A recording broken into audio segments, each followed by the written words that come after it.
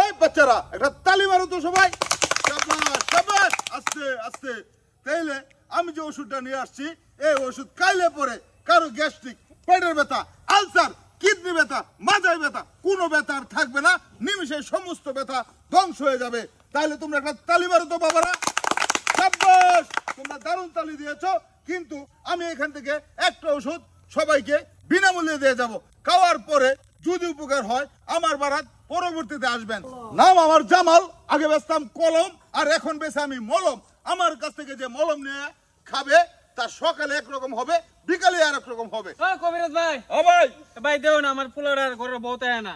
বলতে হয় না, এর জন্য এক নম্বর ওষুধ। আমার ওষুধ খাইলে পরে বউ কানতে কানতে মরে যাইবো, মাজার বাপের বাড়ি যাওয়ার নাম মুখেও আনবে না। আর যদি কাম না হয় আমার জুতা আপনার গাও। এই এটি কি কইলেন? হ্যাঁ কি বললাম? আমনের জুতা আমার গাল, মানে এটা আবার কোন ধরনের ও, কথা? এটা বেশি কথা বলতে গেলে একটু মিস্টেক হয়ে যা। আপনার জুতা আমার গাও, যদি কাম না হয় এখন ওষুধটা বানাই দিব, এখন নিয়ে রাত্রে খাবেন। কালকের ভিতরে আপনার বউ দৌড়াইতে দৌড়াইতে পড়বে, কানতে কানতে মরে যাবে, মাঘের কোনদিন আপনার ঘর ছেড়ে যাবে না। নাম আমার জামাল, আগে বেচতাম কলম, এখন বেশি আমি মলম। এই মে আপনার মলমের দাম কত? মলমের দাম মাত্র নিচ্ছে আমি কোম্পানির প্রচারের সাথে 10 টাকা 10 টাকা 10 টাকা।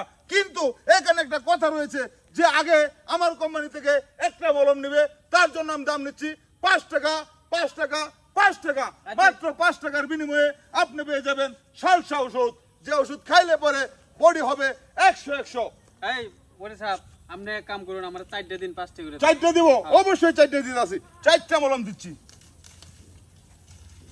এই নেন আপনার ওষুধ। এই বাচ্চারা তালি মারো।